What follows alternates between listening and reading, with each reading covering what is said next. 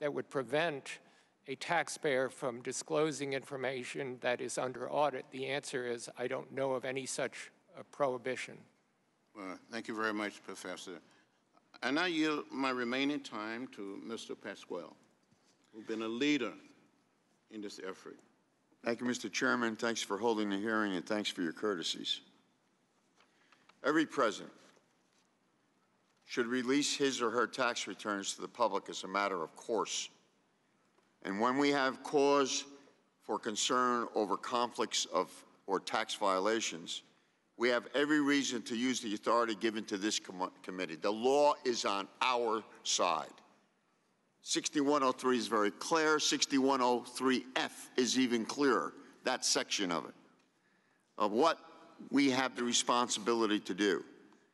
For 2 years, I've been highlighting this committee's authority to do so. We introduced the Presidential Tax Transparency Act, along with Representative Anna Eshoo of California. Our bill would require every presidential and vice presidential candidate to release their tax returns to the public. I am pleased our proposal is part of H.R. 1, the first bill introduced by Democratic members of the House in this Congress. This committee has oversight over our nation's tax system and laws. In fact, the Ways and Means Committee has oversight over IRS. Our tax system requires honesty from taxpayers and from the IRS. The element of good faith is implicit to a functioning tax system. If a president is cheating the system or evading taxes or otherwise violating the tax laws of our country, why should any citizen feel compelled to comply? No one is above the law. I want to get into questions because we have great witnesses who've laid it out better than I can. But before I do it, I want to enter into the record, Mr. Chairman, with your approval, 3 specific articles that I think go to the very center, the very heart of this issue, and we're introducing them now. I ask unanimous consent to enter into the record the chronology of actions taken by this committee and by the full House by using 6103 to obtain the President's tax returns, so that the record has that. The record illustrates the broad support. Mr. Rosenthal. Thank you. Have you ever looked at a president's tax returns? And if so, what did you find? Since you participated in that expose last summer in the New York Times to some degree, what did you find, Mr. Rosenthal? So I've worked at the Tax Policy Center for 7 years. I've been through 2 presidential cycles. Speak up, please. I've worked at the Tax Policy Center for 7 years. I've been through 2 presidential cycles. I've been asked many questions about what has been released by candidates and office holders. With respect to, say, President Trump, I've seen, or at least believed to have seen, his 2005 and 1995 returns, which, in my judgment, showed some aggressive tax planning. I've spent a lot of time with the New York Times and other media helping to translate what you see when you find glimpses of an office holder's tax returns. And we've been able to determine, in some instances, using other court documents and the like, for instance, the most likely source of the $960 million of losses that the president generated in the 90s and could have eliminated his taxes for a couple of decades. So I've seen a lot, and I've published my findings in various periodicals, and there is a lot to find. Mr. Chairman, thank you for yielding, and I appreciate it very much. We'll be back later. Well, thank you very much. I understand now that Mr. Kelly would like to defer to later. I now recognize the gentle lady from Indiana for 5 minutes. Thank you, Mr. Chairman. Thank you to you experts that are here. We so much appreciate it. I'm grateful for the information you bring with you. I'd like to direct my question to Mr. Thorndike. Are presidential candidates required to release their tax returns? No, they're not. In your experience researching the history of presidential returns, is there a set of rules that governs what presidential candidates do and do not have to release? There are no written rules. There are norms, but that's hard to describe them as like well-defined. Or required, right. So presidential candidates can choose what tax return information, if any, to release. Isn't that correct? Yes, and indeed they have, which is why they've varied quite so dramatically over time. So, Mr. Thorndike, how many years of returns is typical for a presidential candidate to release? It's really not possible to answer that word typical with anything. I mean, it ranges from 1 to 33. So there's no set number. And there's not even really a trend. I mean, there are some single releases in the beginning. There are a couple recently that released only 2, but Jeb Bush released 33 this last time around. So Right, there's no set number. There's no obvious trend. Right. Then in the 40-plus years of presidents and presidential candidates releasing their returns, have they ever released the returns of businesses in which they have some form of involvement that you're aware? So I cannot answer that question definitively because we don't actually have a lot of those returns, which were released as a part of a campaign, but are not archived anywhere, so we don't know where they are anymore. Senator Romney did, when he ran, he did release returns for some of his family trusts. Those are the only ones that I am certain about. There are a few times when candidates, or more specifically the spouses of candidates, have refused to release tax returns related to trusts or other businesses. Once Geraldine Ferraro's husband, and then again Senator Kerry's wife. But to summarize your responses, Mr. Thorndike, presidential candidates are not required to release their returns. There is no standardized process for releasing presidential returns. The level of disclosure varies widely, and business income tax returns have not been a part of the disclosure process. So really, Mr. Thorndike, what we're talking about here, and I believe you called this voluntary disclosures, what we're talking about here is an informal tradition. It's not a law. It is not a law. It's an informal tradition, a long one, but as I say in my testimony, I think those sorts of traditions are not the way to handle these sorts of issues. If we believe that this kind of disclosure is important enough that we want them to do it, then we should require it. If we don't think it's that important, then we don't need to require it. I don't think we should let a tradition handle it. And yet we're holding this hearing today under the guise of an academic discussion when in reality, this is all about weaponizing our tax laws to target a political foe. Doing this, I believe, sets a dangerous precedent, eroding the very laws put in place to protect the private tax return of each and every American.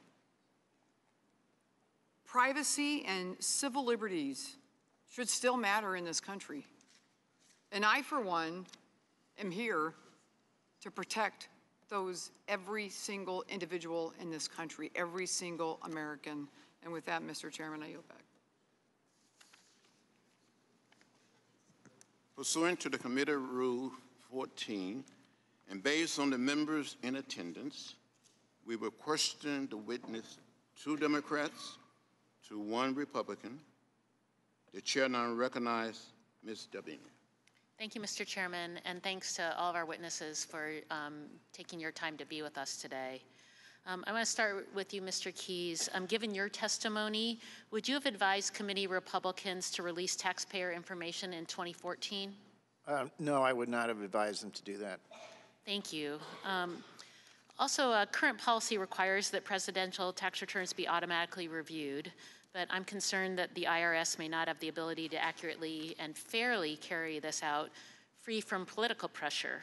And so, Professor Yin, according to the report on the impeachment hearing, President Nixon reportedly received a letter from the IRS stating, quote, "Our examination of your income tax returns for the year 1971 and 1972 reveal that they are correct. I want to compliment you on the care shown in the preparation of your return," end quote. Upon exam, a congressional investigation found that President Nixon actually owed nearly $480,000. What does this show about the ability of the IRS to impartially review the president's tax returns? Congressman Delmeni, I can't comment on the impartiality. I think it is suggestive that there was a problem, whether it's simply incompetence or partiality, I don't know. In fact, what happened in that instance is after the Joint Committee did its determination, the IRS went back and actually audited again and essentially confirmed the Joint Committee's determination and reversed its own first determination. So there was obviously a problem with the first audit, but I can't tell you whether it was out of a feeling of partiality or whether there was undue influence or simply some people weren't doing the job they're supposed to be doing. But by allowing others to review those documents, we were able to find out that they were not actually correct. Well, I think it certainly raises an issue that might be worthy of the committee's concern, which is that if a very high-ranking official is being audited, whether it's the president or the Treasury Secretary or somebody of that nature who has a supervisory role over the auditors, it seems to me that it might be a good policy for the committee to double-check that type of situation. Thank you. Dr. Thorndike, given the current pressures on the IRS and what happened with Nixon, should the IRS requirement to audit tax returns of presidents and vice presidents be codified? Your microphone. As with the disclosure requirements, I think that these would be better off codified than handled through the internal policies of the IRS. I just wanted to add that during that Nixon episode, there was very real debate and real concern about the sufficiency of an IRS audit, and there were calls for outside auditors, or what that even meant. They weren't sure, and eventually their answer was the Joint Committee could be that outside auditor, but there was real concern that the IRS had missed this the first time through. Part of the explanation is that they actually had a change of commissioner in the middle of it, and the new commissioner, I think, took a much more vigorous approach to this. But I think it's quite reasonable for people now to worry, based on the actual experience in the Nixon administration, that the IRS may not be able to really vigorously enforce the law relative to the president. I think they try very hard. I don't mean to slander the IRS. I see this as a structural problem, not as a criticism of the IRS itself. Thank you. The committee, Professor Yen, I'll go back to you. The committee must make a written request to receive a return. Is there any limitation on what returns or return information can be requested? No, there is no limitation. The committee can ask for anything it wants. I think good practice would suggest that the committee be somewhat targeted in your request simply because it would take a lot of time if the requests were very broad. Thank you. Thanks to all of you, and I yield back, Mr. Chairman. The chair now recognizes for 5 minutes, Ms. Sanchez. Thank you, Mr. Chairman, and to our witnesses, your testimony has been informative as we work through this very important issue, so I want to thank you first and foremost for being with us. I think it's long past time for this committee to do its constitutional duty and operate as a co-equal branch of government, and I can say that I've been proud to be part of the committee and House floor efforts to properly exercise our authority, because as members of Congress, we take an oath to uphold and defend the Constitution. And when we swear that oath, we recognize our responsibility and our duty to uphold the integrity of this institution. Holding the executive branch accountable is a bare minimum step, I think, in fulfilling that constitutional duty. To me, here the facts are pretty simple. The American people deserve a full picture of potential conflicts of interest for those who have the privilege of holding the highest elected offices in our country, or those who aspire to hold them. Transparency is a pretty good thing. The American people have the right to know the financial interests of those that are crafting policy that affect them, and hearings like this and passage of legislation like H.R. 1 will move our country forward, not backward, in the issue of transparency. Since this administration began, we've seen countless examples of why this information should have been disclosed, like in every other presidential candidate in modern history has done before for the last several decades. From tax reform to dealing with foreign entities and individuals, the American people deserve to know exactly whether their executive stands to personally benefit or be unduly influenced. The personal business endeavors of the leader of the free world should be held to very high standards indeed. Dr. Thorndike, you previously mentioned that you would like to see the release of tax returns codified. Are you worried that this tradition, because it is just a tradition right now, is being eroded? I am concerned that it may, in fact, be completely broken. And I think that we can't count on traditions. If we believe that this sort of transparency is important, and I do, then we can't really depend on a tradition to get the job done. And I mean, just as an example of that, let's think about maybe the most hallowed tradition in American politics, which was the two-term presidency, which was revered by everyone until it wasn't. And when Franklin Roosevelt broke that tradition, Congress responded by actually making it a law, or the nation responded by making it a part of the Constitution. I think if things are important enough, and I believe that transparency is one of those things, we should in fact require them legally rather than just hectoring people to try to get them to do what we want them to do. I happen to agree. And Mr. Thorndike, if presidential hopefuls' tax returns are released, they are redacted so that sensitive information like Social Security numbers and other important information is not released to the public. Is that correct? Yes, the Social Security numbers have been blacked out for a long time. They were not originally. I think this was before the era of rampant identity theft, but they have been now. They are routinely. I mean, presidents have been blacking them out for 40 years. Thank you. Professor Yin, you just heard Mr. Keyes' testimony. Do you have any comments with respect to his testimony? Yes, I do. I think a few words of history would help to clarify the misunderstanding that Mr. Keyes seems to have on this point. In 1924, when when Congress began thinking about the law that is before us today, Secretary Mellon vigorously objected and was concerned specifically about the potential disclosure of the tax return information to the public. And he urged over on the Senate side in a Senate hearing 2 changes. One is, he said, any committee that receives the information must do it in closed session. And second, if any of the information goes to the full House or full Senate, it also must be done out of public eye with nothing included in the congressional record. Congress in 1924 agreed with the first step, which is why if you were to seek information today, you would need to do it in closed session. But it specifically rejected the second step. And the reason was that it was inconsistent with the congressional goal in 1924, which was, as a co-equal branch of government, it wanted to give itself the exact same rights as the president had. The president at the time had the ability to obtain and disclose anybody's tax returns. Fast forward to 50 years later, the same issue arose in 1976, and what Congress did is they took away the ability of non-tax committees to make disclosures, but they did not take away the tax committee right.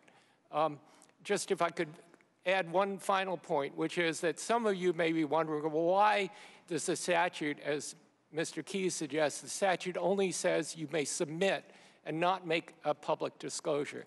And although I don't find anything specific in the historical record on that point, I think there's a very easy explanation. And it goes to the fact that in the mid-1920s, party affiliation was not nearly as important as it is today. So there were a lot of progressive Republicans who tended to vote with the Democrats on issues like this one, issues of disclosure, investigations, and so forth. Meanwhile, Congress was controlled by the old guard Republicans. So the leaders of Congress did not want a single committee to make the determination of whether something is disclosed to the public or not, because they didn't know what the specific makeup of that committee might be. It may have a number of progressive Republicans on it who would vote in favor of disclosure. They wanted the full House or the full Senate to make that determination. Thank you, and that's why they developed this procedure where all the committee can do can be to submit to the House and Senate. Thank you. Thank you. I'm sorry my time has expired, but Mr. Chairman, I would ask unanimous consent to submit a letter from the former acting director of the Office of Government Ethics, Dan Fox, in support of Title 10 of H.R. 1. Thank you very much. Thank you, Mr. Chairman. The chair now recognized for 5 minutes, Mr. LaHood. Thank you, Mr. Chairman. I want to thank the witnesses for your testimony here today. In a prior career for me, I was honored to serve as a federal prosecutor and a state prosecutor, appeared before many grand juries. Section 6103 under the statute allows the federal grand jury to subpoena tax records. And I guess as I look at this issue, obviously it's not a surprise to anybody. We have an ongoing independent counsel investigation, a grand jury that's been impaneled for over 18 months. Out of that grand jury investigation have been a number of indictments related to tax fraud. Clearly, under this grand jury of the independent counsel, as with others over the last 40 years, there's the authority broad to go after tax records, look at criminal violations, look at civil violations, and I have no doubt that's ongoing today. And I guess as I look at this, I'm a little perplexed and confused on why we would give the authority, or why we would have the chairman of the Ways and Means Committee ask the Department of Treasury for the president's tax records. And as I look at the last 40 years of the independent counsel investigation statute, I've been trying to figure out whether there's been another example of this, and I have not seen any, and so that causes me some real concern. And I guess, Professor Yin, you're the historian. Can you provide the committee with an example of where the chairman of the Ways and Means Committee has asked the executive branch for their taxes when there's an ongoing Department of Justice independent counsel investigation? Congressman LaHood, I can't think of an example off the top of my head, but I think it's important to understand. Reclaiming my time, would it surprise you to learn that one does not exist? Well, again, I can't think of one off the top of my head. The authority itself has been rarely invoked, so it's really just a handful of situations. Thank you. Dr. Thorndike, can you provide the committee with an example of where the chairman of the Ways and Means Committee has asked for the president's tax records when there's an ongoing independent counsel Department of Justice investigation? No. Do you have any evidence to support that that's been done in the past? I'm not aware of anyone having requested the president's tax returns in the past. Am I correct about that? While there's an ongoing independent counsel investigation? Yeah, but has there been any, have they ever requested one? Well, again, would it surprise you to learn that that, in fact, has not happened? No. Okay. Mr. Rosenthal, same question to you. Can you provide the committee with an example of when that's occurred? I'm unaware of the historical record on this point. Thank you. Mr. Bookbinder? I guess I would say that I believe that presidents have voluntarily disclosed their tax returns while under independent counsel investigation. So I'm not sure the issue would have come up. So let me ask you this. So on that point, Whitewater was an independent counsel investigation, correct? During that time, do you know if the Ways and Means chairman asked for the president's tax records? I don't know, but I believe the president voluntarily disclosed them. So President Clinton voluntarily disclosed them? Is that your testimony today? You know, I'd really defer to the historians, but my sense is that for 40 years, presidents routinely have voluntarily disclosed tax records. Would you be surprised to learn that the chairman of the Ways and Means Committee has never asked for that with an ongoing independent counsel investigation? I don't have any reason to think differently than the historians on this panel. Well, thank you for that. I guess going back to my original thoughts on this, as I look at it, we've had approximately 30 independent investigations by DOJ. And the broad authority that they have, like this independent counsel has, is real. And to think that this committee would want to be engaged with asking the Department of Treasury for the president's tax records, again, is confusing to me. It's never been done. And as I look at what this committee should be based on, this seems to me like a waste of time, of resources, and energy here. And as we talked, Professor Yin, you did a great job talking about the legitimate purpose for why this should be used. And I look at the legitimate purpose and the legal purpose on this, and I do not see it. And I go back to what a number of my colleagues said on weaponizing the tax code and setting a precedent that's never been done. And we should all be concerned about that. Thank you. I yield back.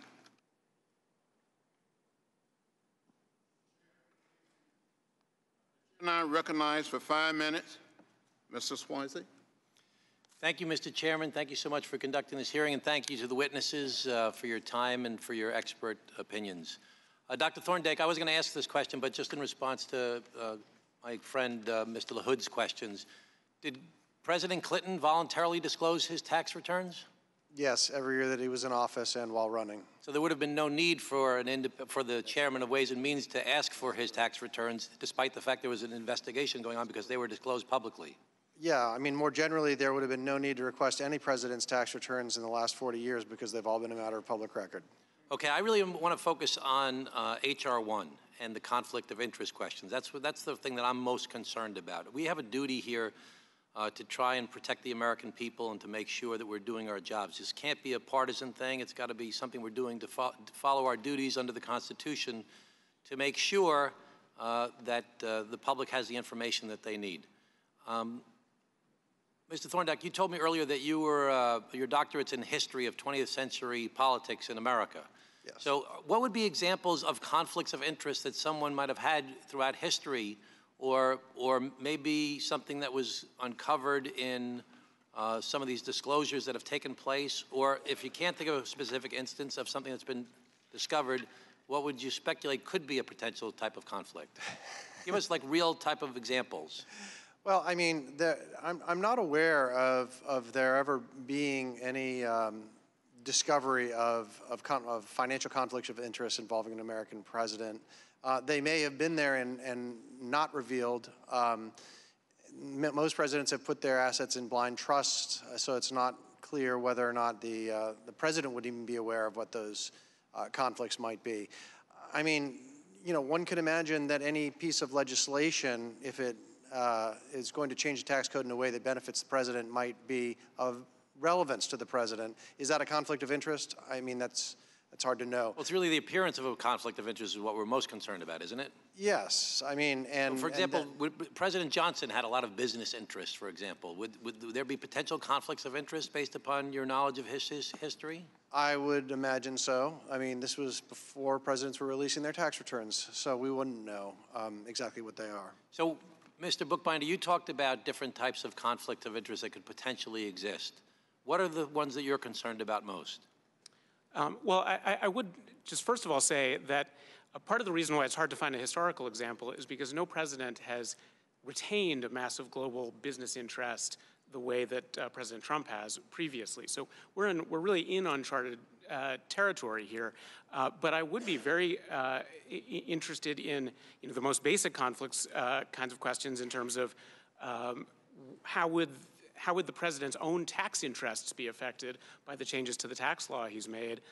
And then we've also seen that this president has had extensive business dealings with foreign interests. That's something we could learn more about potentially from tax returns. That could be incredibly important. Well, how would we find that in a tax return if it's his individual tax returns? Would the individual tax returns be sufficient, or would you need to see his business tax returns as well? I mean, of course, it's hard to know exactly what would be in his tax returns. It may well be that if he's receiving foreign income that he'd be disclosing that. But certainly with the kinds of very complex business interests with literally over 500 different interrelated companies that this president has, it points out the importance of getting those business tax returns, which are going to give a lot more, potentially a lot more information about where the money's coming from and what the interests are. It doesn't have to be specific to President Trump, but could you give an example of a foreign interest in a business that would be a conflict for a chief executive? I mean, certainly, really almost, for instance, if there were, if a president had an LLC or some other kind of company which had a partner that was a foreign company, potentially even so a partnership. So an investor could be someone from a foreign country that you could have undue influence. Exactly, and especially if it's what would be a type of business that a president could have an interest in, that if money was brought in through that business would potentially impact the president's decision or vice president? Well, for instance, a lot of foreign governments have very extensive funds that invest in businesses. And so if there was a sovereign fund that was putting money into, say, a construction project, if there was a Saudi fund or a UAE fund, that could affect the way the president looks at any decision that involves that country, conceivably. Okay, my time's about to expire. I yield back, Mr. Chairman. Thank you. Well, thank you very much. Now the chair recognizes for 5 minutes, Ms. Hsu. Mr. Yin, I understand that the chair of Ways and Means has the authority to ask for the president's tax returns. Then Ways and Means can vote to submit it to the House, and then the House can vote to make the returns public. Mr. Keyes made a startling assertion when he said that if the committee votes to release any tax return information to the full House, it would risk a criminal violation. In fact, he talked about a felony that would be worth 5 years in prison. Based on your expertise, do you agree with this interpretation? And I would like to also ask, do we indeed have the legal authority to obtain these tax returns and to submit it to the House to make it public? And why is it that we've had this authority for 100 years? Thank you, Congresswoman Chu. I don't agree with his view. I think that the historical record is very clear as to what the intention of Congress was in creating this authority for the tax committees, and it was to allow the potential of a public disclosure. I think that to think otherwise right now would require us to believe that Congress forfeited its ability to exercise its informing function with respect to tax return information.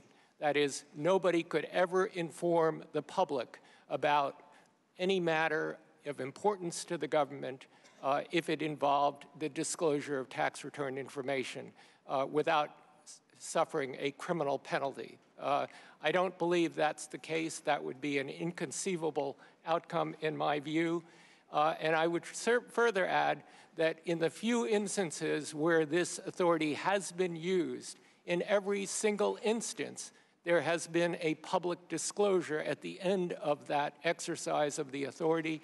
And I just commend to you the floor statement of former Ways and Means Chairman Wilbur Mills in 1974, when he submitted the Nixon report to the House, and he explained in just a few paragraphs exactly his understanding of what he was doing and why he was doing it. And it is exactly consistent with the idea that he was doing it so that the report could become public. Mr. Bookbinder, some opponents of requiring the disclosure of presidential tax returns, as written in H.R. 1, argue that candidates are already required to file a financial disclosure form, or OGE Form 287E. Can you explain the primary differences between the information found on the disclosure form and the information found on a tax return, and why it would be critical, in fact, to have a tax return above the financial disclosure?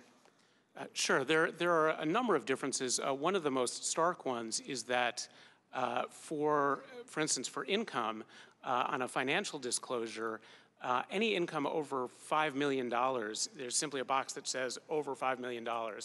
So somebody could be making $6 million or $600 million, and we wouldn't know the difference looking at their financial disclosure form. Obviously, a tax return is going to be much more precise. There are a lot of areas from loans to investment partners where we're likely to get very different information from the tax returns than we get from the personal financial disclosure form. How about the issue of whether the candidate has paid taxes or has avoided taxes? Absolutely. I mean, that's the personal financial disclosures are not going to provide any information about what taxes somebody paid. They're not going to give any information about charitable giving. And those are things that are potentially very important for the American public in evaluating a candidate and evaluating a president. And Mr. Rosenthal, you said you discussed when it would be appropriate to submit a request under Section 6103, for instance, when there has been a refusal by the office holder to divest financial interests in a large empire or a refusal to transfer their interests in a blind trust. Why is it important for Congress to obtain the office holder's tax returns and other tax information?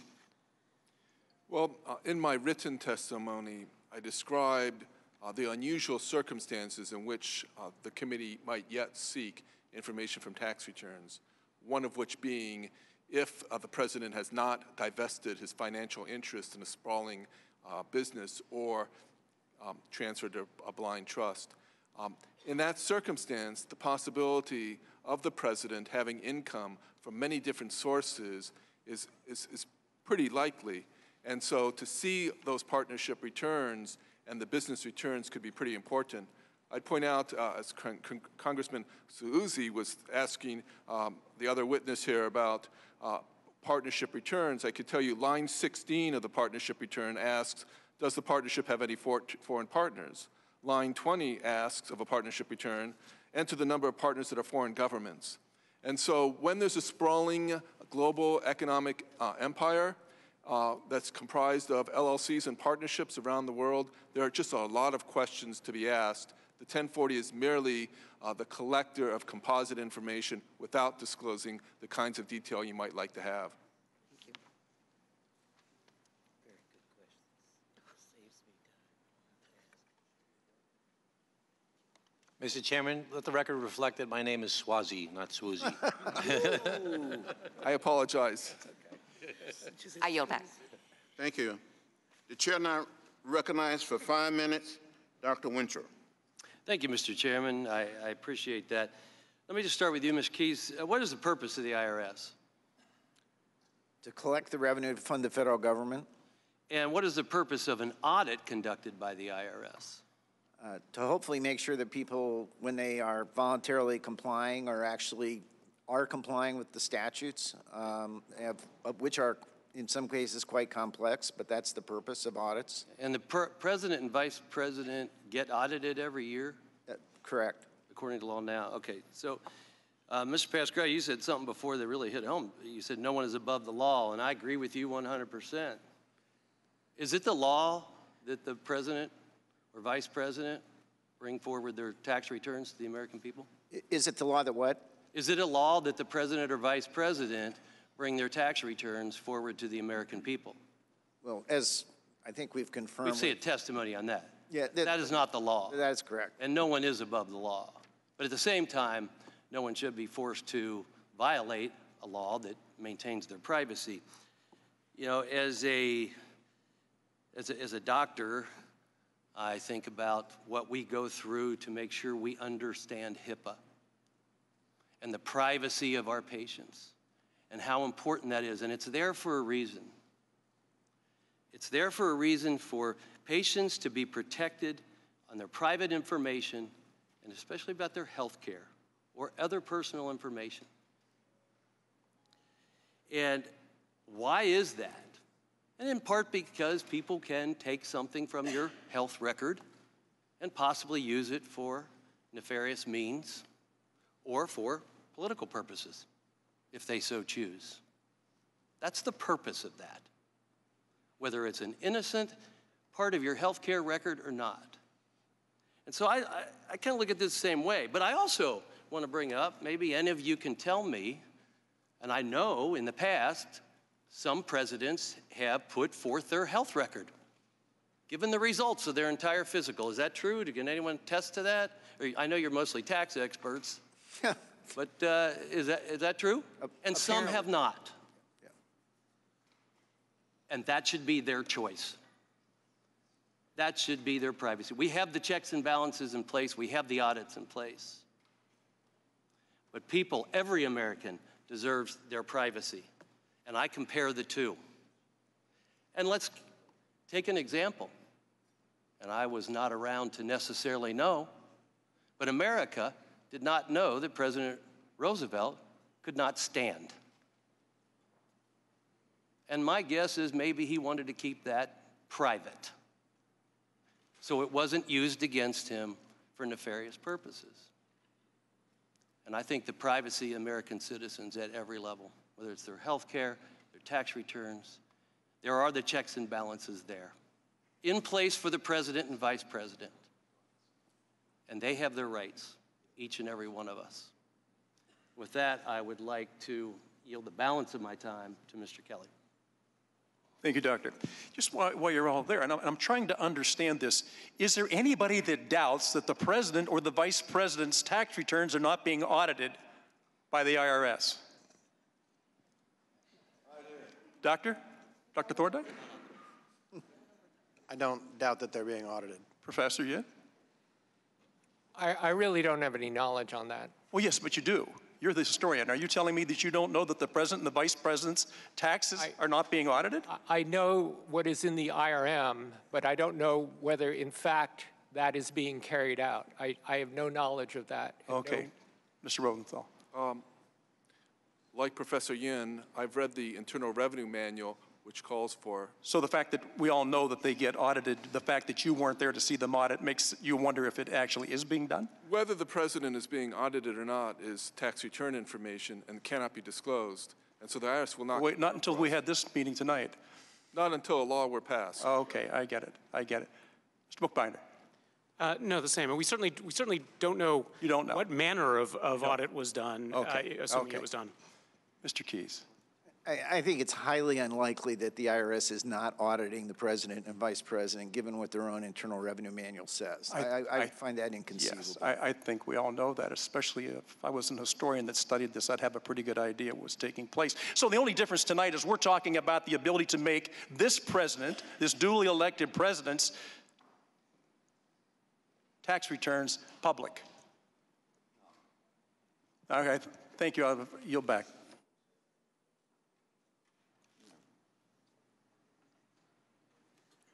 The chair now is pleased to recognize for 5 minutes Ms. Moore. Thank you so much, Mr. Chairman, and I am, again, so pleased to be a member of this subcommittee and appreciate the witnesses for their patience today. I just came off of the Financial Services Committee on this body, and one of the things that we were looking at was the unusual lending pattern of Deutsche Bank to the President of the United States. Deutsche Bank had a subsidiary called VTB. I can't say the Russian name, so VTB. At some point, I'm just giving you background for my question. Donald Trump had borrowed $600 million and owed another $300 million, and they had called for a $40 million payment, and he said that as a result of an act of God, the financial meltdown in 2007-8, that he shouldn't have to pay it back. He was in court in New York, didn't want to pay Deutsche Bank back. Suddenly, he left the commercial real estate division of Deutsche Bank and went to the private wealth fund, VTB Bank, a bank that certainly had many Russian oligarchs who invested in that. And suddenly, his debt was paid off, and they offered him an additional $25 million. VTB Bank also is associated with this spy that was just the sanctions removed and so on and so forth. So other banks couldn't believe it. They said, "Are you effing kidding?" When Donald Trump was given this loan by Deutsche Bank. So we have a letter here from our distinguished ranking member saying, if there are valid concerns with financial disclosures, then let's come together to legislate a thoughtful solution to require additional disclosures. And this has been quoted a lot by members here. And so I'm wondering, he goes on to say that we ought to improve our ethics laws. Are there any ethics laws or any audits that will help us get to this unusual lending activity under Deutsche Bank that any of you on the panel can think of? Dr. Thorndike, Dr. Yin, Mr. Bookbinder. If we want to look at the business transactions, the line, did you say line 40 on the 1040, that is going to give us the information that we need regarding these business partnerships, relationships, and loans. Yes, sir. Just a quick comment. I think that tax return information may provide useful leads for additional inquiries along the lines that you're describing. I'm not suggesting that the tax return information in and of itself would find some smoking gun that would satisfy your inquiry, but there may well be useful leads that you could pick up from the tax return information that with additional inquiries. Do you think IRS audits would give us that lead? Or voluntary disclosures of just the front page of the 1040 versus the attachments? No, I'm sorry, Congresswoman Moore. I'm talking about if the committee were to seek information, they would then have whatever return information that they sought. And from that information, that there may well be helpful leads along the lines of your inquiry. Any of you, Mr. Bookbinder, the distinguished ranking member said that we ought to strengthen our ethic laws. What ethic laws is he referring to that we could strengthen in order to clear up this mystery about Deutsche Bank's relationship with Trump and the Trump organizations? By the way, Trump Tower was supposed to be built by VTB, the subsidiary of Deutsche Bank. Can you just tell us what ethical laws we could strengthen that would give us this information versus these tax returns? Well, I do certainly think there is room to make the financial disclosure forms more rigorous than they currently are. I also think, especially with a president and a vice president, where conflicts of interest are so important, you really need all the information you can get, and tax returns are going to provide more information on this kind of question than probably you would ever be able to get in a financial disclosure form that all senior government officials have to fill out. And just reclaiming my last 10 seconds, I just would appeal to my colleagues to not accuse us of lazy legislating to ask for these tax returns when we have such a conflicted president. And with that, I yield back. The chair now recognizes for 5 minutes, Mr. Ball. Thank you, Mr. Chairman and Mr. Ranking Member. And I thank the witnesses. Under the Constitution and our system of checks and balances, Congress has not just the right, but the responsibility to oversee whether our laws are faithfully executed by the executive branch. In accordance with this duty, almost a century ago, Congress explicitly enumerated this committee's right to review any return or return information in the aftermath of 2 crises of public trust. 2 scandals, incidentally, which have remarkable parallels to the present day and this president. One was the Teapot Dome scandal, where senior officials in the Harding administration granted public oil field leases in exchange for bribes. And the other involved, as was previously referenced, Treasury Secretary Andrew Mellon, who continued to own many business interests while serving in government. Sounds familiar. Some believe the Bureau of Internal Revenue, as it was then called, gave him and his businesses preferential treatment. So again, the parallels between the scandals of a century ago that gave birth to this 1924 law and the present day are really remarkable. For example, President Trump maintains a sprawling business empire which he refuses to transfer to a blind trust. According to multiple published reports, the president, through his businesses, derives income from foreign governments and their lobbyists, which also may violate the Constitution's prohibition against emoluments. The president reportedly intervened personally to block the FBI from moving its headquarters and thus opening up for commercial development a site just a few blocks from his downtown Washington hotel.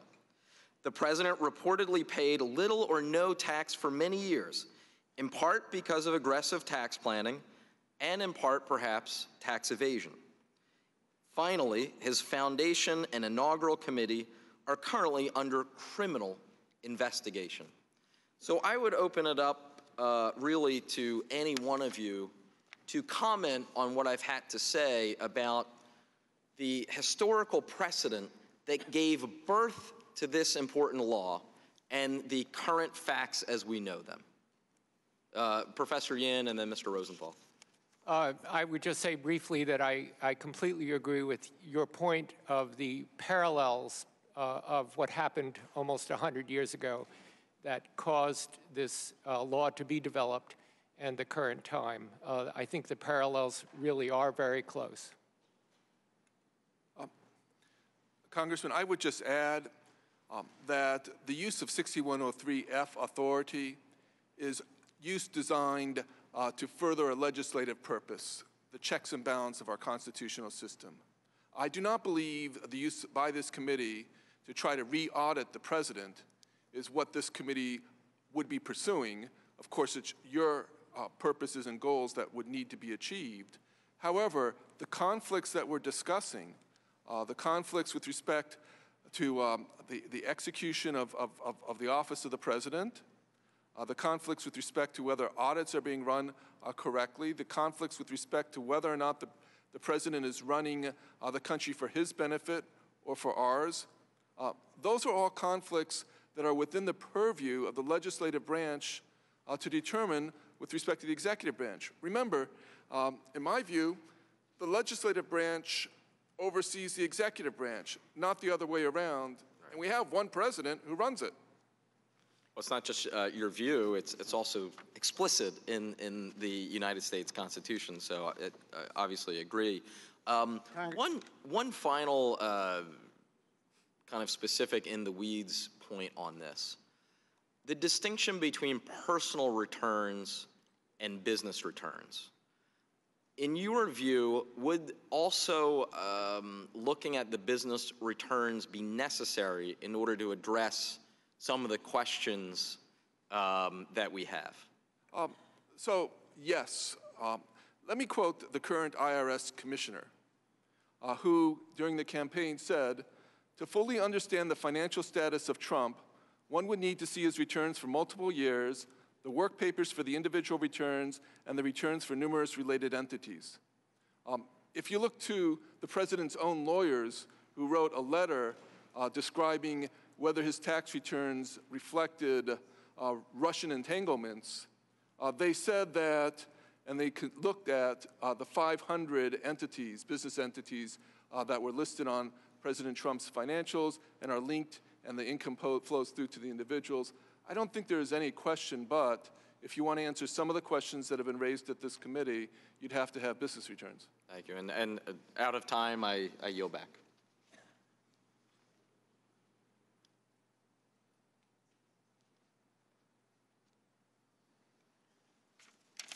Thank you so much. Thank all of the members for your participation.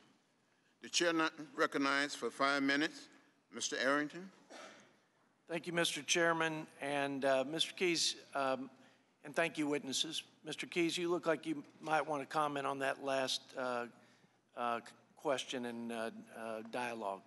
Well, the only comment I was going to point out is that there clearly are ways in which the financial disclosure rules could be modified to make them much more useful and much more informative without getting tax returns. But this issue of whether or not the current statute is a consequence of what happened back in the 1920s, I think is misguided. It is more a function of what happened in the 70s. In fact, when Congress rewrote Section 6103 in 1976, it was because they were concerned that Richard Nixon and his White House were handing out tax return information all over the place. And that's why Congress, this committee, wrote as tight a provision as Section 6103 as it exists today. And contrary to what my friend Georgian suggested, my misunderstanding, I don't have a misunderstanding of the statute. I encourage all the members of the committee to actually read the statute. It is unequivocal in terms of what it says. Are you trying to tell me that in the 1970s, there were actually petty, self-serving, politically motivated people in this line of business? It's hard to believe, but yes, that's the correct. And that's why we tightened up the restrictions so that we wouldn't open up people's tax returns to political abuse of power? The difference between the 76 rules, which is basically what we have today, versus pre-76 was fundamental. It referred to tax returns prior to 76 as public property, public information.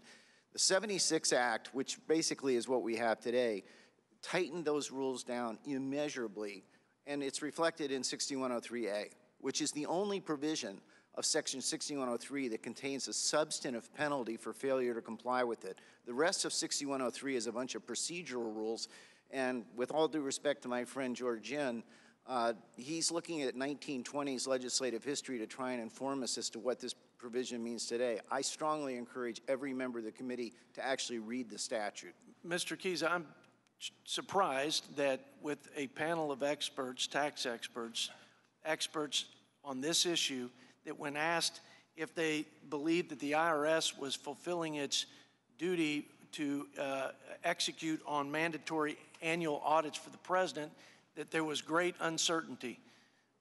It seems like we've got a very distrustful panel, but I would give them the opportunity again if they believe, in fact, that those mandatory audits are going on. But before that, if they are going on, and I'm going to assume that the IRS is doing its job and auditing this president, would the issues like effective tax rates and whether the president is paying his taxes or if he's evading them, or sources of income, loss, and deduction, those things that Mr. Rosenthal mentioned, would those not be discovered in an audit? And if there were problems with that, would those not be flags, red flags, that would come up in such an audit? Well, Just yes or no? certainly all of those things would be information which the IRS could get. And I guess I would say in response to the issue of whether or not people believe that the president and vice president are being adequately audited, I will say for me personally, and I would speak for everybody in this room, I don't think you want to have done to you what probably is being done in the form of the audits of the president and the vice president. I suspect they're pretty intense.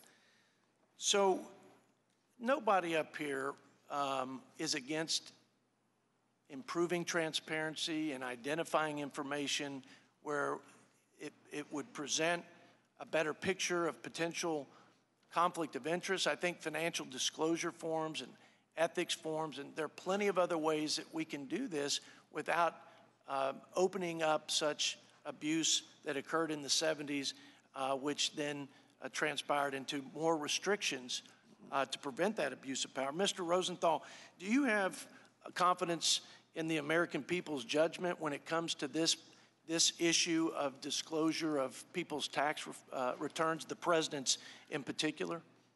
Do you trust their judgment on this issue? I've seen polls that more than 60% of the American public believe the president should disclose his tax returns. Those have been almost constant since the campaign. Mr. Rosenthal, did you see the election return? Did you see the election results? Because this was an issue during the presidential election. If I recall, this was an issue in the primary. It was an issue in the general when candidate Hillary Clinton disclosed her tax returns.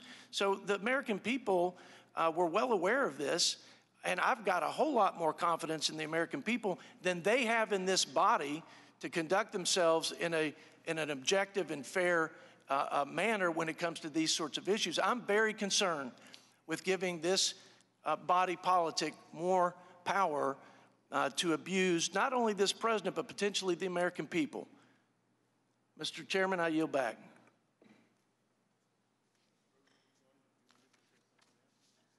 Oh, I would just say I don't know what to make as a matter of policy based on an election. The American people may have expected the legislative branch to continue to oversee vigorously the executive branch and may have expected further oversight. Thank you very much. The chair now recognizes for 5 minutes, Mr. Gomez. Mr. Chairman, thank you so much. Thank you for having this important hearing. I find it interesting on a couple of things. First, on the question of, is it required by law? It's not required by law that a presidential candidate submit their taxes to reveal them. But as a matter of custom and practice, that's what's been done since the early 1970s. And it is oftentimes somebody who comes along and rips apart that custom that then the body politic, the legislative branch, or the public itself has to take action to codify that custom and practice. We do that all the time here in the House, where there was unwritten rules that were custom and practice, and then somebody breaks them. And then the House takes action to codify those. This is just another example of taking that step as part of H.R. 1 to take that step to require all presidential candidates and vice presidential candidates to reveal their tax returns. You had a good historical point where I was actually thinking the same thing regarding the two-term. A lot of things over time in our history of government were custom and practice. Then somebody came along and broke it, and then we passed a law to fix it. So on that issue, let's set that one aside.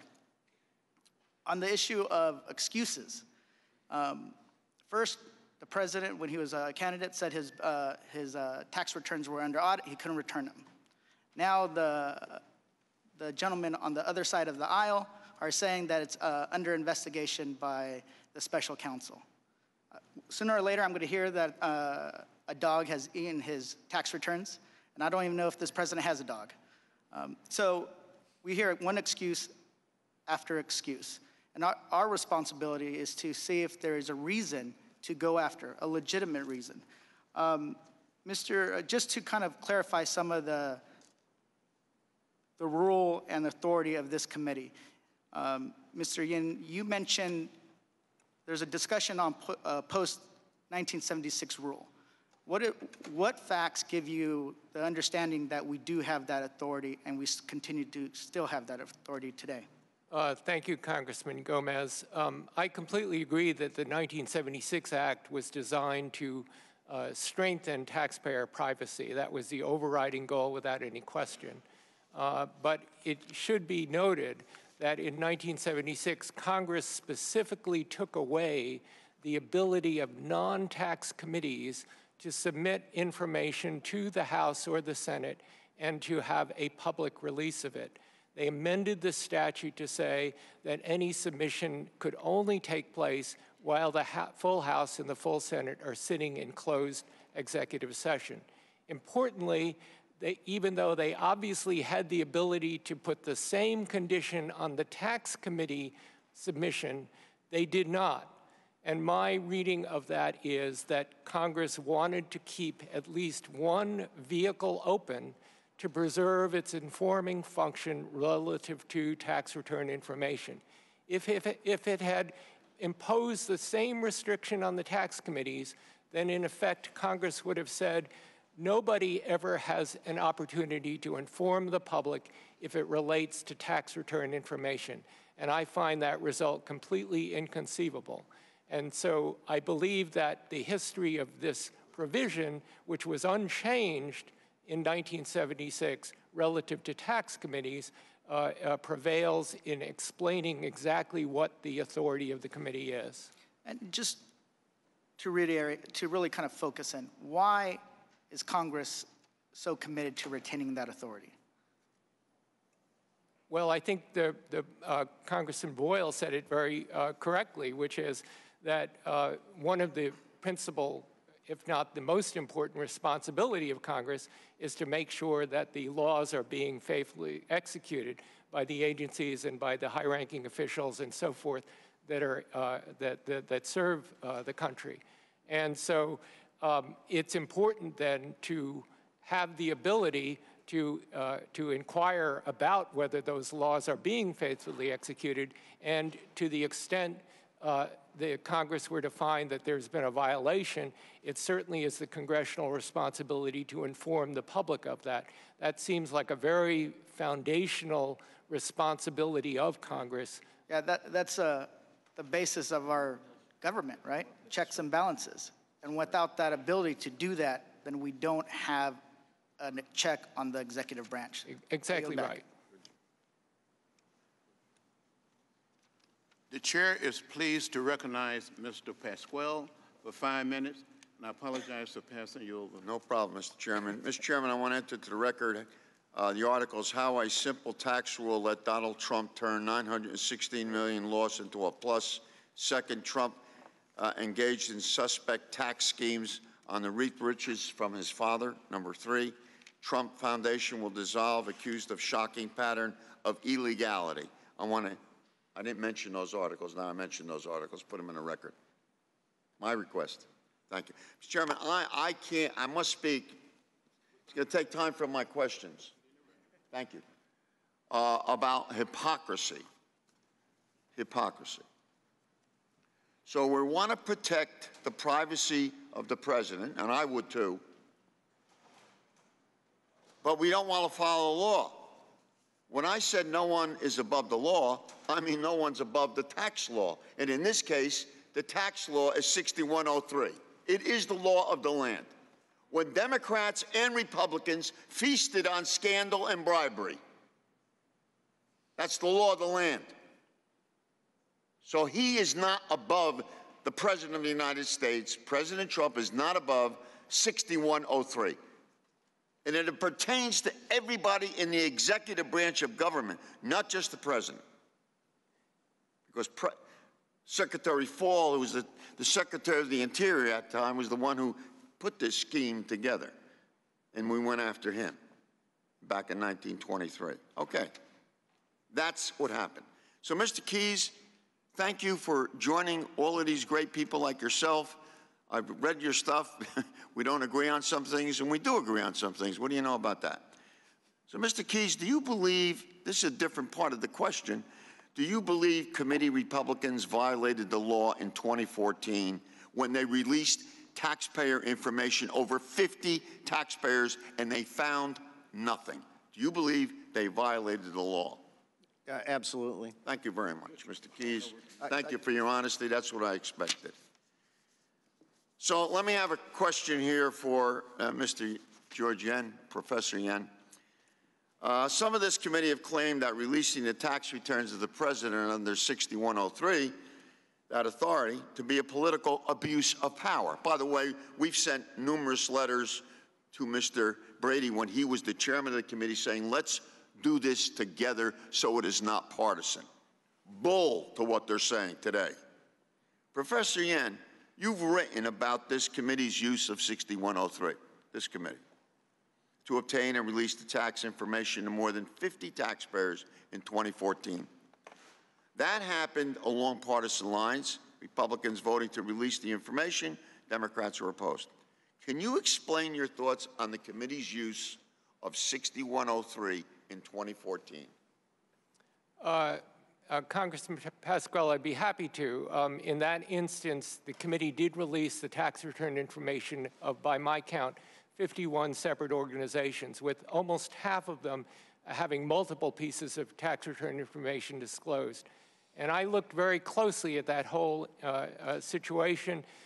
41 of the organizations had absolutely nothing to do with the specific committee investigation and allegations relative to Lois Lerner and the IRS and the purported discrimination by the agency against right-leaning exempt organizations. They had absolutely nothing to do. And so the release of those, the information for those 41 seemed to me to be a clear violation. For the other 10 organizations, which were all right-leaning exempt organizations, the committee's allegations with respect to that were that they weren't processed quickly enough. The allegations did not go to the substance of the actual applications themselves. And so it seemed to me that if the committee wanted to publish a letter indicating the objection as to how it viewed the IRS and Ms. Lerner's treatment, there was absolutely no reason to name the organizations and to reveal any tax return information. They could have made exactly the same point as the Treasury Inspector General had made just a few months earlier in bringing the matter up to the attention of the committee by referring to 10 right-leaning exempt organizations or 10 Tea Party-type organizations or whatever name would be appropriate to provide the general sense without necessarily naming and revealing any tax return information. So I concluded all 51 disclosures were a violation of the law. Mr. Chairman, thank you for your courtesies and your indulgence. This is a very critical issue for the American people who are interested in the subject. We're not interested in getting someone. We're interested in following the law, period. That's it. Give us the chance to do that. Give us a chance. What am I saying? Give us a chance to follow the law. And that's what we're doing. And we will not stop. Thank you. Thank you, Mr. Pasquale. The chair is now pleased to recognize Mr. Ferguson. Yes. Thank 5 you. minutes. Thank you, Mr. Chairman, and I would like to yield as much time as he may consume to my colleague, Mr. Rice. Mr. Pasquale said that we need to follow the law, right? We need to follow the law. Mr. Thorndike, can you cite me statutory authority as the law that requires the president to disclose his tax returns? There is no requirement that the president... Mr. Yim? Nothing in the law right now. Thank you, Mr. Rosenthal. None to my knowledge. Mr. I can't read it, I'm sorry. Bookbinder. Bookbinder. No current law, although there's a bill that you're discussing. Mr. Keyes, what is the statutory requirement that there is none. There is none. So we are following the law. And you know, why would we want the president to be required to disclose his tax returns? I mean, it's been real clear from the testimony of all of the witnesses here that we want to check for conflicts. I mean, really, that is the primary reason, right? We want to see personal benefit or conflicts. So why hadn't we thought about that till now? Oh, wait, we have. Doesn't the president have to make disclosures, Mr. Thorndike, Dr. Thorndike? In what sense? Disclosures of Doesn't what? he have to make financial disclosures? Yes, but that's not that's not necessarily what we're talking about, I don't think. Well, I mean, the Ethics in Government Act of 1978 requires personal financial disclosure forms by the president and all members of Congress as well, right? It's true, but if the president... And it's very detailed about what we have to disclose. I mean, we have to disclose information. I'm a CPA. I'm a tax lawyer.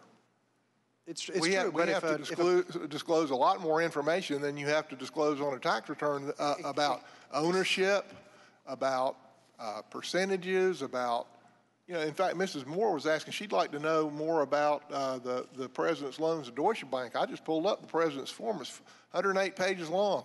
The loan to Deutsche Bank is listed right there. The rate, when the loan matures, the amount of the loan. Could you look at the president's tax return, Mr. Keyes, and determine what the rate was on his Deutsche Bank loan?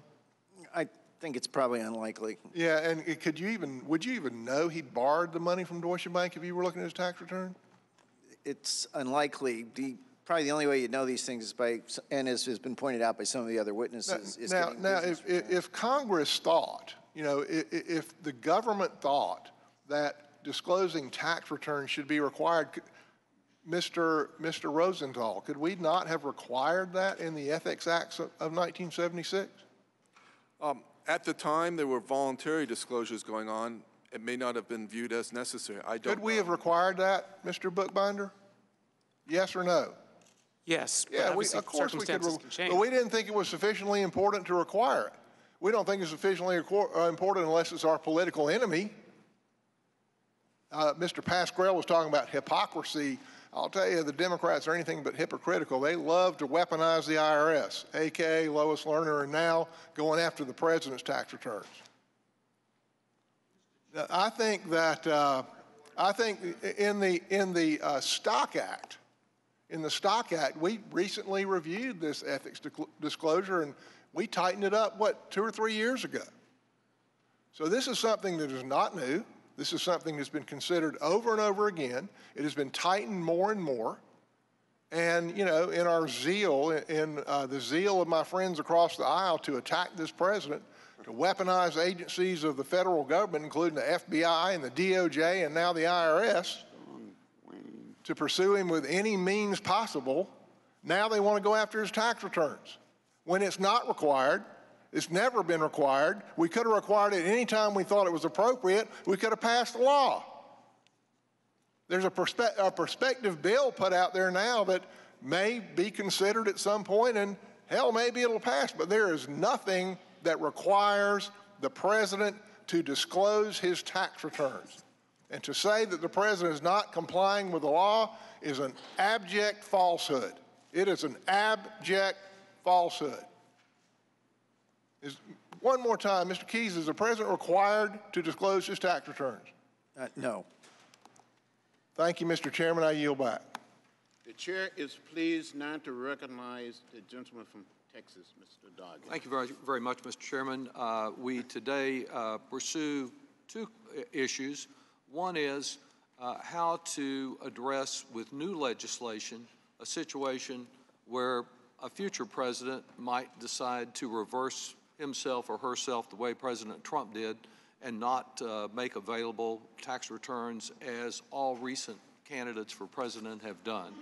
And the second is to look at the basis and the process under a law that is almost a century old that gives the chairman of this committee the authority to review tax returns, and if this committee so decides that it is in the public interest for this committee to vote to send that information to the House where it can eventually be made a matter of public interest. Seeing the president's reversal, his entanglement with interest abroad and at home, seeing reports that he and his family may have benefited in excess of $1 billion from the tax bill that he forced through here without a single person from his administration coming to testify in favor of it or explain it. Seeing all that, I moved on 6 different occasions in this committee over the last 2 years to use 6103 to obtain the president's tax returns. And each time there were excuses and cover-up from our Republican colleagues as they obstructed and protected the president. Now, the president apparently had enough concern about this that he did have a review made of his tax returns. The review was made by the president's own lawyers, in fact, from a firm that proudly declares that it was the Russia law firm of the year that made the review of his returns, noting not only that he had personal returns, but more than 500 separate entities that stretch from Azerbaijan to Panama. And they gave him a all clear, his personal law firm, of that. I suppose that is a kind of review, but it is not one that inspires public confidence. The Commissioner of the Internal Revenue Service, Charles Rettig, before he was appointed, said that, quote, for wealthy individuals, individual tax returns sometimes only provide a brief financial overview linked to numerous other conclusions and entities. To fully understand the financial status of Trump, one would likely need to see returns for multiple years, the work papers for the individual returns, and the returns for numerous related entities. Mr. Rosenthal, do you agree with that statement? Yes, I do. And while having a president with such a sprawling business empire may be unprecedented, we know there are others. Some have already announced as possibilities as independents or Democrats for the 2020 election. Every president, vice president, and candidate for the future, I think, should be held to the same standard that we would apply to President Trump. Mr. Bookbinder, do you believe that H.R. 1 should be strengthened to include a requirement that all candidates disclose their business entities? Yes, I think recent events make clear that that is really important. And Mr. Rosenthal, might such information inform how much weight is given to a given policy of the President of the United States?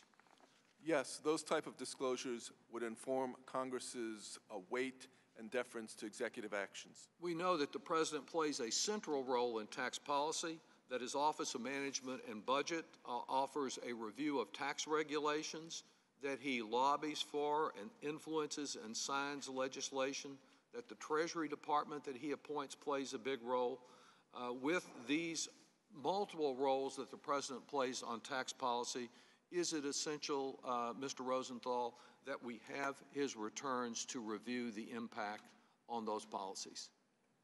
Yes, I believe the regulatory process and the efforts that the President and discretion the President has warrant the Congress and this committee understanding what financial interests he might yet have.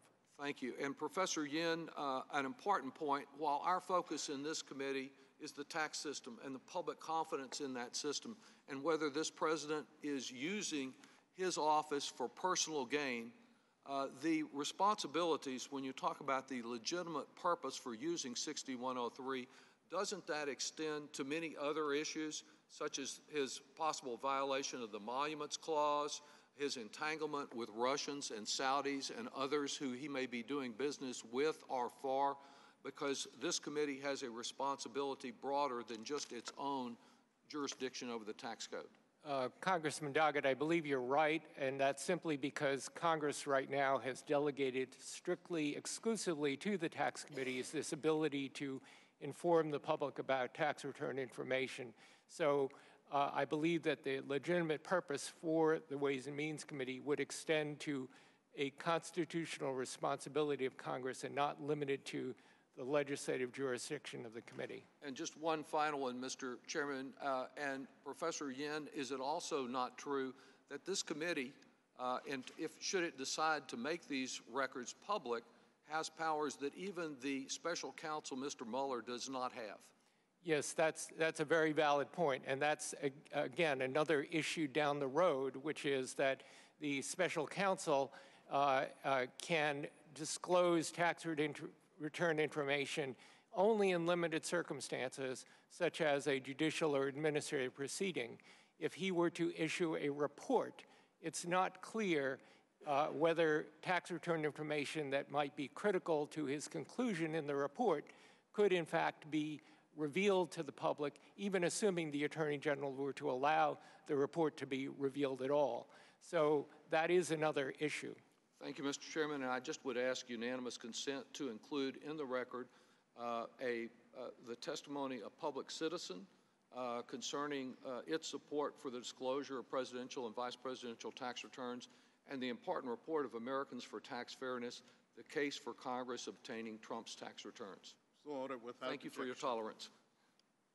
Thank you. Now it is my pleasure to recognize the gentleman from California, Mr. Panetta. Thank you, Mr. Chairman. I appreciate this opportunity, and thank you for letting me sit in on this hearing. Appreciate that. Gentlemen, thank you very much for being here today, as well as your preparation for your testimony today, too.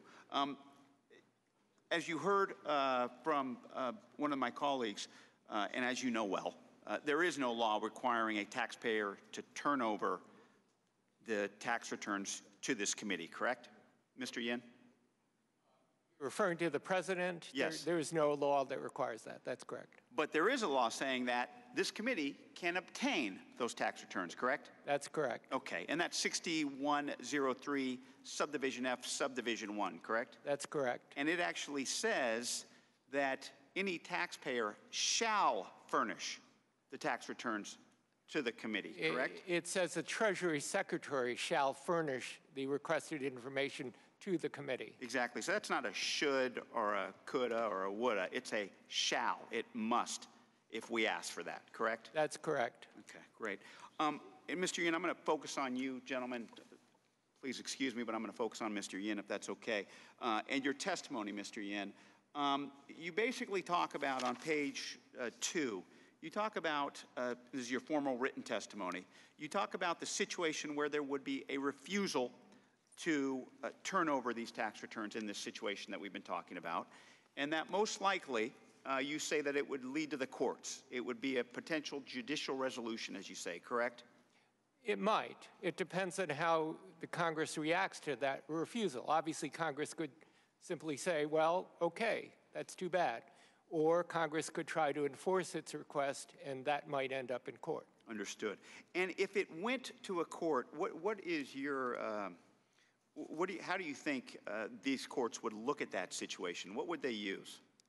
Well, again, as I indicated in the testimony, I think we're on uncharted territory because I don't think this specific issue has ever arisen before. At least I'm not familiar with it. But there is a little bit of law about enforcing congressional subpoenas, and this would be somewhat analogous to that. And the law generally says that Congress must act with a legitimate legislative purpose. And in regards to the case law that talks about a legitimate purpose, can you go into a little bit more detail behind those words?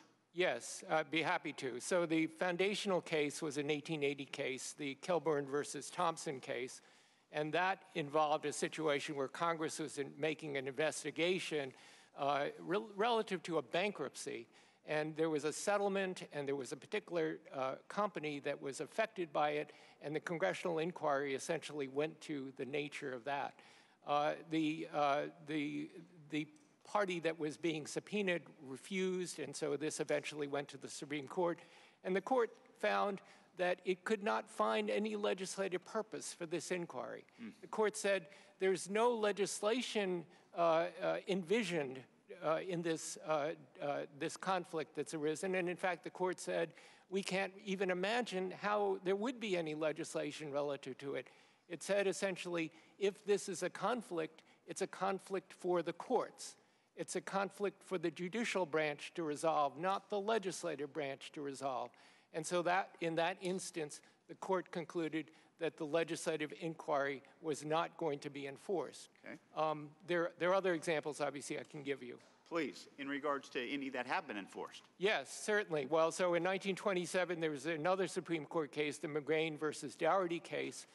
Dougherty, in this particular case, was the brother of the former Attorney General, Harry Dougherty.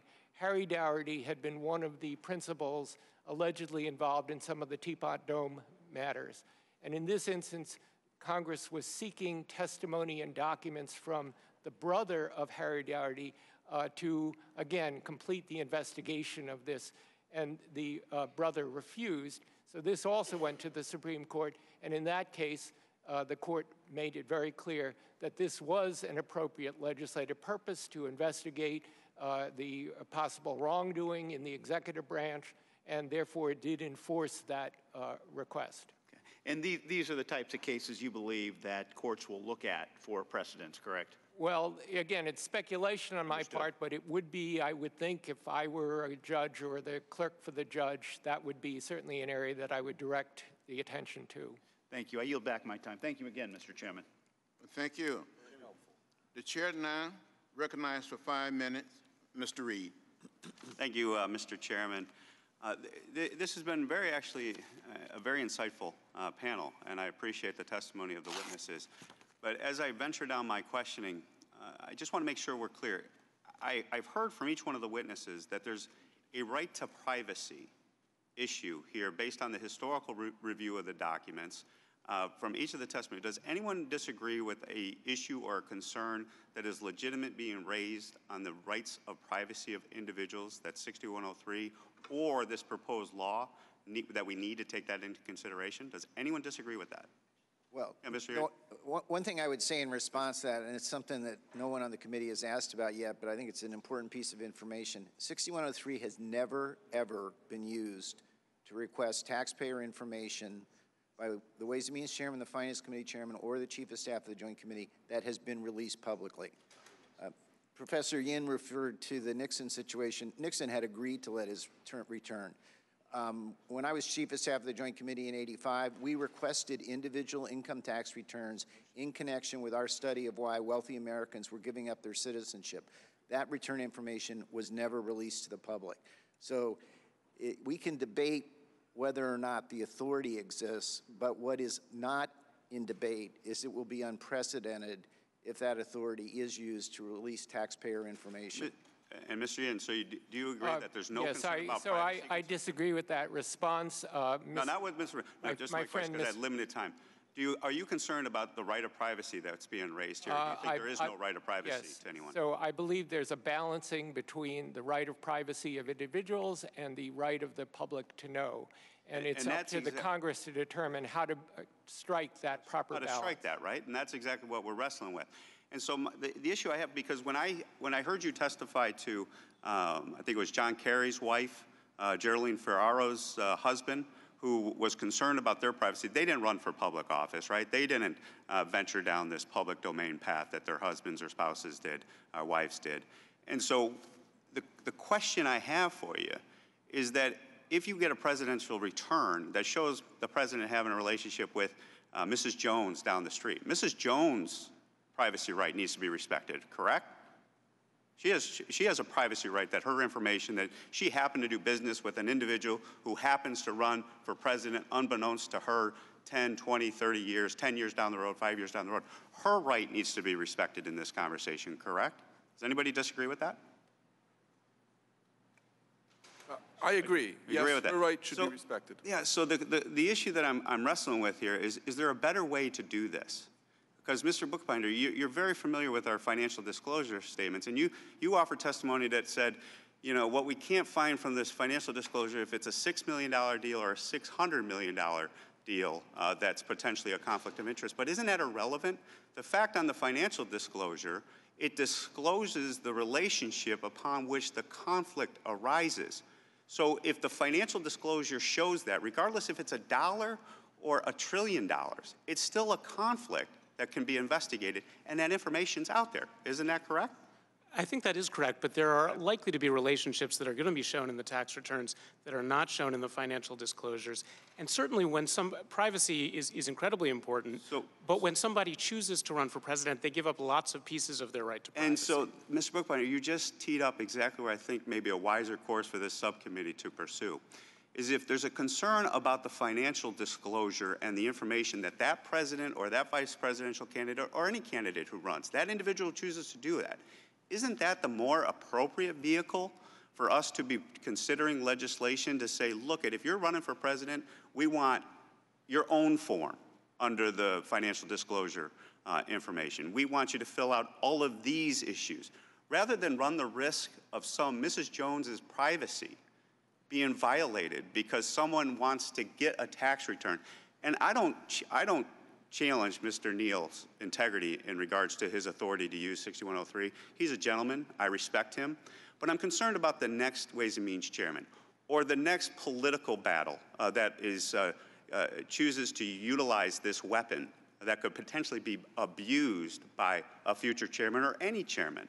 And so shouldn't we focus our time on actually what could potentially bring members like me from the other side to say, let's amend the financial disclosure reforms, target the information to that form for that individual, and at the same time, we respect the privacy of individuals that had nothing to do with running for president or vice president. And I'll let you ponder that, and with that, I yield back. The chair now recognizes for 5 minutes Mr. Kelly.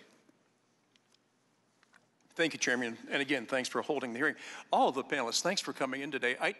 I want to go back to what Mr. Reed said, because I think, Mr. Bookbinder, would you clarify for me? You say, so when somebody runs for president, they give up their expectations of privacy? Is that what? Well, I think anyone who runs for president expects to have a lot less privacy than most individuals. So anybody that's a candidate for president or serves in the office is an American citizen, is that correct? Yes. Okay. So are we saying if you reach a certain level, even though you're an American citizen, you're subject to greater scrutiny than anybody else? And then my next question would be, so at what point do people say, are you kidding me? Why would I ever run for any of these offices? It makes no sense. And I don't want you to even answer that because I know what the answer is. But I want to really be clear, and I want each of you to say, I don't want an answer, not this may be, and I really appreciate your opinions, but you know what, may doesn't answer the question, because every time we ask you a question, well, this may be what happened, that may be what happened. Does the president and the vice president, do they not undergo the scrutiny of having their tax returns audited by the IRS? Mr. Thorndike, Dr. Thorndike. It's just a yes or no. Yes. Okay, they do. Professor Yin. The Internal Revenue Manual does. Well, the question is it a yes or no, Doctor? I appreciate that, but we're going to run out of time. Well, they're audited, are they not? Are not the president and the vice president audited? Their tax The Internal Revenue Manual does require it, whether they in fact okay, are being so I know out. you don't sit on it, so you can't be sure, but you know what the answer is. Mr. Rosenthal. I have the same response. You don't know either. Okay. Mr. Bookbinder. I believe so, but I don't think it addresses all the issues. Okay, Mr. Keyes. Yes. Okay, thank you. I'm glad we had experts here that could maybe know but couldn't really know. I just want to be clear on this. Listen, this would not be taking place if we're not about a duly elected president by the name of Donald Trump sitting in that office. This is an incredible overreach. This is an oversight committee. Our very role is to be the watchdogs to make sure that American citizens are protected. Now, if I were to go home to my hometown and walk up to somebody and said, I don't know that you realize it, but you know what? This 6103 is something right now that we really have to look at. And they're going to look at me like, I have absolutely no idea what you're talking about. And I would say in too many cases, we have absolutely no idea what we're talking about or what we're leading to. This, I said earlier, is a Pandora's box. You take the lid off this and you make anybody subject to this type of scrutiny. And it's hard for me to believe that since the mid-'70s, when we had the Watergate fiasco, that the changes to the IRS then, especially what happened under President Nixon, that we're saying today that this many years later, that we're just not sure that the IRS really knows how to do their job. I can remember not too many years ago, Mr. Reed, you sat here with me whenever we talked about Lois Lerner.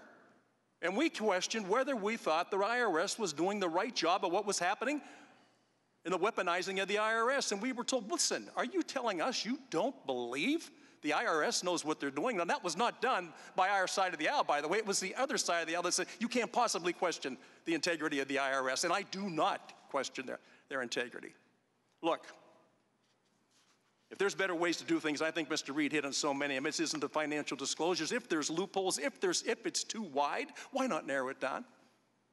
And one of the members said, this is not lazy legislation, what we're doing. Well, if it's not lazy legislation, I guess we can find some other term for it. It sure as heck is not doing our job as legislators. If there is some confusion, then we need to straighten it out. There are better ways to do it. I understand that. And as far as the trust and the faith the American people have, each one of us got elected for this very purpose, to protect their freedoms and liberties and their privacy. It's not to go after a political person that we just don't care for. Mr. Keyes, am I missing something here tonight? I mean, well, you answered things pretty explicitly. And I know you all have this great deal of background. But when you can't say you know for sure that the IRS knows how to do an audit, or if they're doing the audit, that's troubling to me. What else would you do? What else could we do to make this process better? Well, I actually think what Mr. Bookbinder's talked about is a more productive route of identifying the kind of information that you really want here, which is a more vigorous financial disclosure for people running for president. And you can steer clear of having to delve into releasing individual tax returns, which has never, ever been done under Section 6103. And it's not a route that I think you should think about going down unless you're very, very careful. And frankly, I think if there's other ways to get the information, it's much better to go in that direction. Okay. Dr. Yin, you had something to say.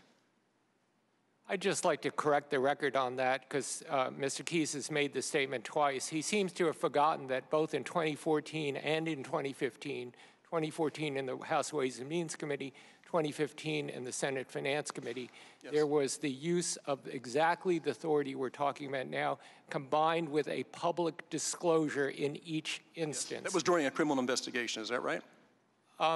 It was. Okay, it was. Thank you. Listen, I wish we had more time. I would really love that. This could go on for a long time. But I know I share the same feelings as the chairman. Thank you so much for giving us your time and your expertise and weighing in on this. Just to make sure we leave this room today, we are the Oversight Committee. Our main role is to protect the privacy and the rights of every individual American citizen, of which our president happens to be. No, I would just add one thing. I agree with what George just said. What I would say is it's never been legally used. George and I both agree that what was done in 2014 and 15 was inconsistent with 6103. Yeah. This committee has never legally released an individual tax return under the authority of Section 6103. It sounds like you and George get together a lot and discuss this, so thank you so much for your time. Let me just say to the ranking member, my friend, yes, sir, Mr. Kelly, it is my strong belief that the American people have a right to know. We live in a democratic society. We should know people running for office, the office of president and vice president, how they earn their money and what conflicts they have. So the hearings, this is not the end. This is just the beginning. I want to thank each member of the panel for your participation, for your contribution.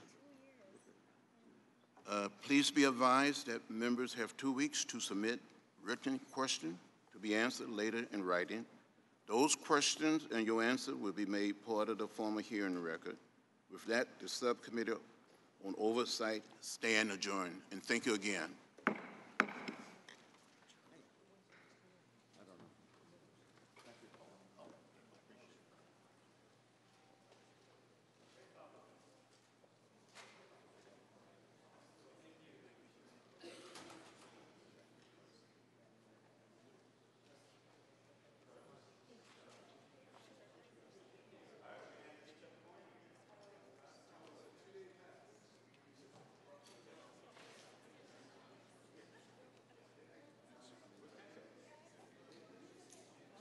Yes, sir.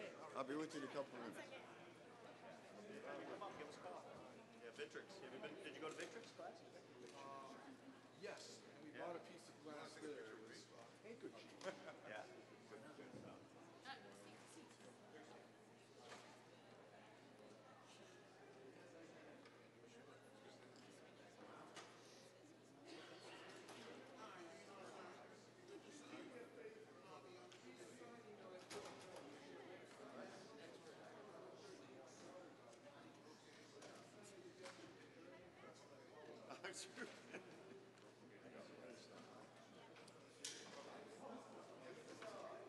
Yes.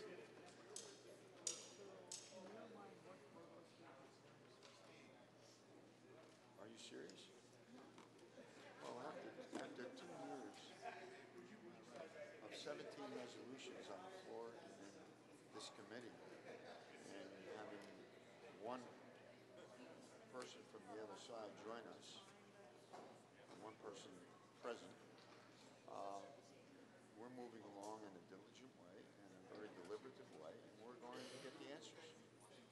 So we can't rush into this thing. It's very complex.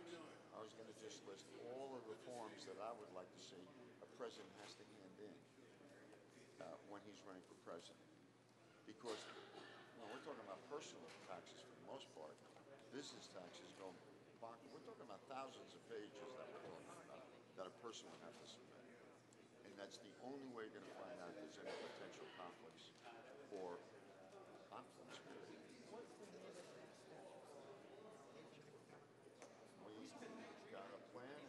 We're going to be deliberate about that plan. And I say, you have asked me, many have asked me. I think Richie Neal's approaching it in the proper direction, proper way. And there's a very complex issue. We are not.